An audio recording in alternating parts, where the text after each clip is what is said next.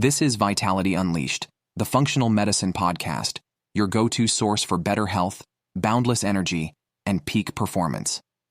With Dr. Kumar's expert insights, we combine science and personalized care to help you thrive. Subscribe now and unleash your vitality. All right, team, let's dive deep. We are tackling a topic that is, well, it's everywhere right now, legally available in many places. And honestly, the perception of its risks seems to be shifting pretty dramatically. We're talking about cannabis use. It really is. It's a subject that's gone from, the fringes to the mainstream in a lot of areas. And you're absolutely right. The source material for our deep dive today points out that over the past couple of decades, the prevalence of cannabis use in the U.S. has gone up significantly. Yeah, and at the same time, the perceived risk has, gone down. Exactly. Simultaneously gone down. Right. So maybe you use it, maybe friends use it, or maybe you're just, seeing it pop up in more conversations. But regardless of how you feel about it, what does the latest science say about its potential impact on something absolutely critical, your heart health? Mm-hmm. That's our mission today. We are unpacking a brand new major piece of research published in the highly respected Journal of the American Heart Association. Yeah, and this isn't some small observational paper or, a theoretical discussion. The study draws data from the Behavioral Risk Factor Surveillance System. That's a massive ongoing health survey run by the CDC. Okay, BRFSS, yeah. This specific analysis looked at information from over 434,000 U.S. adults, surveyed between 2016 and 2020 across 27 states and 2 territories. That's a really big data set. Wow. Which, can lend significant weight to the findings. Okay, 434,000 people. That's a serious sample size. So we're taking this massive study and kind of extracting the absolute most important insights it offers on the connection, or potential connection, between cannabis use and your cardiovascular health.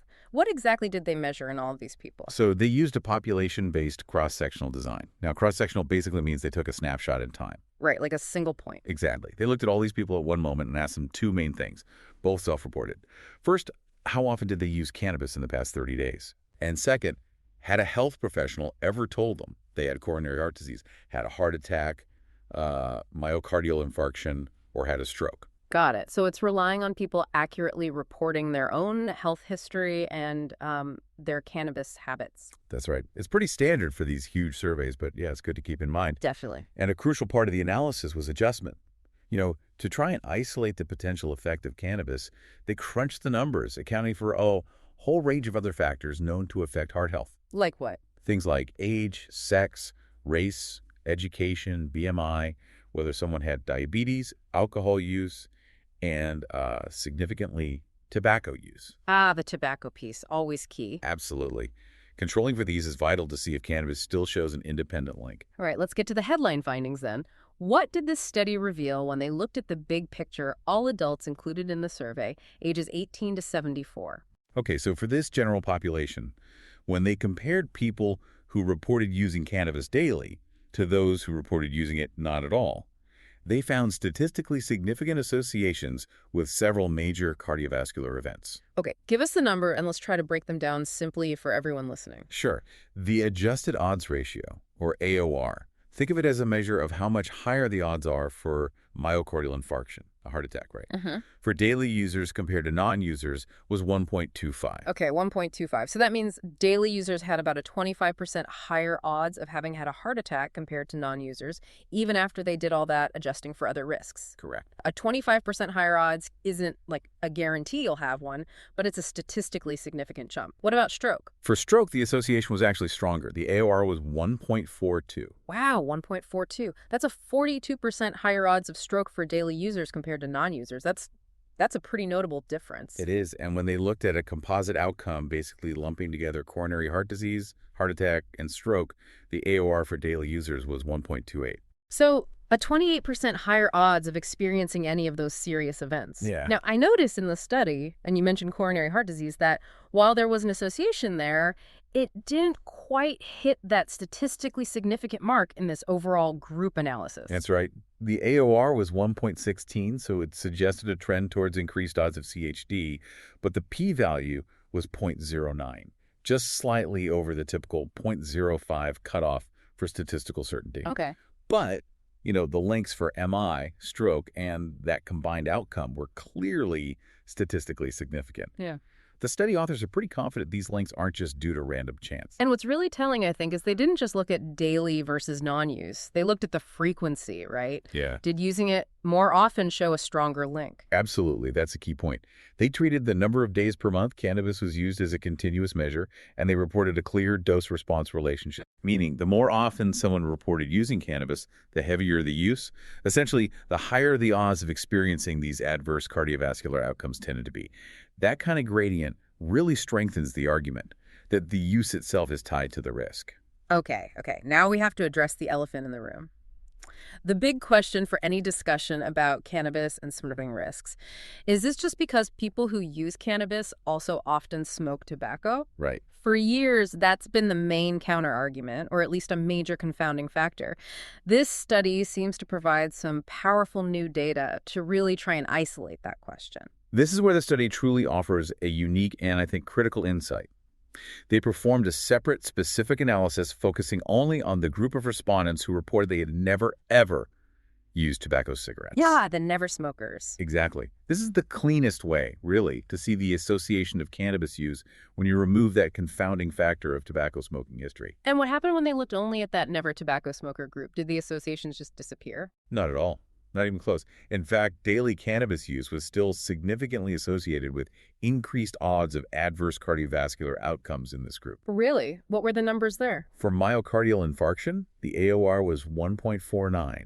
For stroke, it jumped to a remarkable 2.16. 2.16. Yep. And for the composite outcome, the AOR was 1.77. Wait, let me just process that. You're saying the odds ratios, the measure of increased risk for MI, stroke, and the composite outcome were actually higher in the group of people who never smoked tobacco compared to the analysis of the overall group that just adjusted for tobacco use. Yes, that's exactly what the study found. It's pretty striking. For instance, remember, the odds of stroke were 42% higher for daily users in the overall group. That was AOR 1.42. Yeah.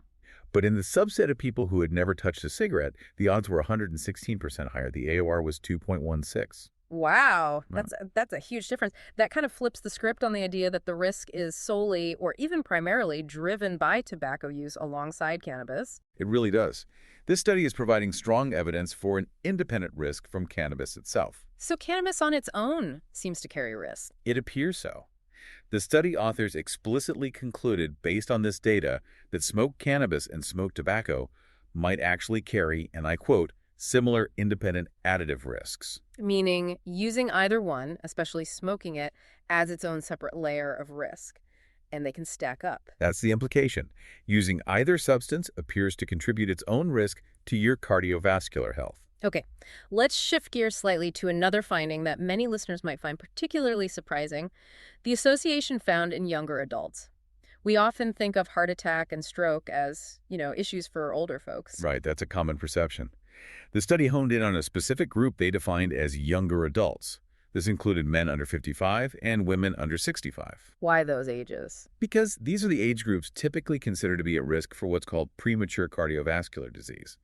They ran separate analyses just for this population segment. And were the links still there, even in these younger people? Yes, and they were significant across the board in this younger group.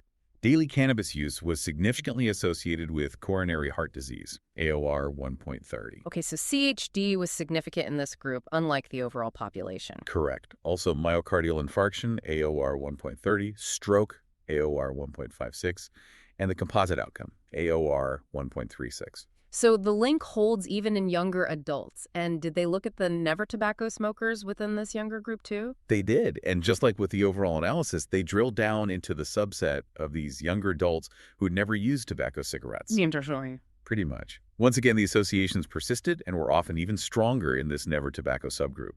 For example, the stroke AOR jumped to 2.40 in younger never smokers using cannabis daily. 2.40. So more than double the odds of stroke. The implication is pretty stark then. These findings suggest frequent cannabis use isn't just linked to heart events later in life, but it might be a significant risk factor for premature heart disease in younger people. Exactly. Younger individuals who maybe otherwise wouldn't be considered high risk yet. It challenges the idea that this is solely an issue for, later life or only for those with a bunch of other major risk factors already piled up. So, thinking biologically, why might this be happening? Did the study touch on potential mechanisms? Briefly, yeah. Yeah. The source mentions a couple of possibilities. Right. First, our bodies have endocannabinoid receptors scattered throughout the cardiovascular system. Okay. Compounds in cannabis interact with these, which suggests a direct biological pathway for effects. Second, THC, the main psychoactive component, is known to have immediate effects on hemodynamics, basically, how blood flows, heart rate, blood pressure. So it can actually change how your heart and vessels are working, at least temporarily. Right. And these acute effects could potentially contribute over time to the observed cardiovascular events. And the method of use seems really important here too, doesn't it? You mentioned smoking earlier. Absolutely critical. The study points out that smoking was by far the predominant method of cannabis use among the people they surveyed. Nearly 74% reported smoking it. And that matters because... Well, they note that inhaling particulate matter and toxins from any burning plant material, whether it's tobacco or cannabis, can damage blood vessels and increase cardiovascular risk. It's the smoke itself, potentially. Makes sense. They even did a sensitivity analysis looking specifically at smoked cannabis use, and it showed very similar significant associations for MI, AOR 1.26, stroke, AOR 1.50, and the composite outcome, AOR 1.30. So that reinforces that the act of smoking it is likely a major contributor to this observed risk. It certainly appears that way based on this data. Okay, let's bring this all back to you, the listener. Why is this deep dive, this specific information from this big study, important for your life, for your health awareness right now? Where the study itself sets the stage perfectly, as we said at the start. Cannabis use is increasing, and the perception that it's, completely harmless seems to be growing. Right. But the science might be telling a different story, or at least a more nuanced one. Exactly. And up until recently, getting really large, clean data on its link to heart health, specifically independent of tobacco, has been, challenging. But this massive recent study gives us a clearer picture than perhaps we've had before. The main takeaway feels pretty undeniable. Frequent cannabis use, particularly daily use, is strongly linked to a significantly increased odds of serious cardiovascular events like heart attack and stroke. And critically, this study provides powerful evidence that this link appears independent of tobacco use. It's not just the tobacco. The cannabis itself seems to be a factor, especially when smoked. Yeah, and that finding that these risks are seen even in younger individuals, the risk for premature cardiovascular disease, that's particularly impactful, I think. Definitely. The study's clinical implication is quite direct. Patients should be screened for cannabis use and advised to avoid smoking cannabis to reduce their risk of premature cardiovascular disease and cardiac events. That's pretty clear guidance based on their findings. So, armed with this new information from the study, what do you do? I mean, it really underscores how important it is to consider all the factors influencing your health, doesn't it? Especially when it comes to preventing serious issues like heart attack and stroke and, managing your overall well-being for longevity. Absolutely. Understanding potential risks like these from reliable research is just a crucial step in taking a proactive approach to your own health journey. That's actually a big part of what we focus on in a wellness context. It really is. Navigating the latest research, understanding these potential risks, and then creating a personalized plan for health, wellness, and longevity based on solid data that's key. It's all about being informed and having expert guidance to make the best choices for your body and your future health. Now, this is one very large and significant study, but like any research, it's important we acknowledge its limitations, right? What are a couple that the authors themselves pointed out? Sure. As we mentioned earlier, it's cross-sectional. It shows an association. At one point in time, cannabis use linked with reported outcomes. But it doesn't prove direct cause and effect like, say, a randomized controlled trial could. Right. Correlation, not necessarily causation. Exactly. Although the authors argue that reverse causality, like someone having a heart attack and then starting daily cannabis use, is pretty unlikely for these outcomes. But they do acknowledge that prospective studies, following people over time, are needed for definitive proof of causation. And the other big one is it relies on self-reported data, right? Yeah. Both for the cannabis use and the health outcomes. Yes. And there's always potential for bias with self-report. Yeah. Maybe people underreport their use or they don't quite remember their health history accurately. Sure. However, self-reported cardiovascular disease has been validated against medical records reasonably well in other studies. And importantly, if people were underreporting cannabis use, if the actual use is higher than reported, Then the real link could be even stronger. Exactly. It would likely make these findings more conservative than they are, meaning the true associations could potentially be even stronger than what this study managed to detect. Okay, so putting it all together then, the Yeah. evidence is certainly growing, seems much stronger now. It really is. This large study adds significant weight to the understanding that frequent cannabis use, especially when smoked, is independently associated with serious cardiovascular risks, like heart attack and stroke. And that risk appears tied to how often it's used, that dose-response thing you mentioned. Correct. And the findings related to younger individuals and the potential for premature cardiovascular disease are particularly eye-opening. Yeah. As the study authors conclude, it's really crucial for patients, healthcare providers, and even policymakers to be fully informed about these potential risks, particularly given the rapidly evolving landscape of cannabis use and public perception. This research really highlights how valuable it is to stay informed about all potential factors impacting your health and well-being. It's not about judgment at all. It's just about knowledge and making empowered choices for your long-term health goals. Couldn't agree more. Knowledge is indeed power when it comes to building a foundation for longevity and vitality. So with these findings in mind, the link between frequent cannabis use and heart events independent of tobacco, even showing up in younger adults, what questions does this raise for you, the listener, about your own health choices? About conversations you might want to have with a healthcare professional focused on wellness and longevity? Understanding potential risks like these is just a key part of a truly comprehensive approach to health. If you're looking for guidance on navigating health information like this, understanding the nuances, and maybe creating a personalized wellness plan that considers everything, well, that's exactly what a place focused on health, wellness, and longevity can help with. Taking action based on good information is absolutely key. Exploring what the latest research means for your specific health situation and building a proactive plan. That really includes understanding potential risks like these. That's just a smart step toward longevity. Definitely. And if you're interested in starting that conversation, maybe diving deeper into your own health and wellness journey, considering all the factors that contribute to longevity, you can call 561-210-9999 to learn more about taking that proactive approach. Again, that's 561-210-9999. It really is about being proactive and informed when it comes to your health. Thank you for listening to Vitality Unleashed, the Functional Medicine Podcast. For more resources and personalized care to transform your health, visit us at LifeWellMD.com. Let's help you unleash your vitality, one step at a time.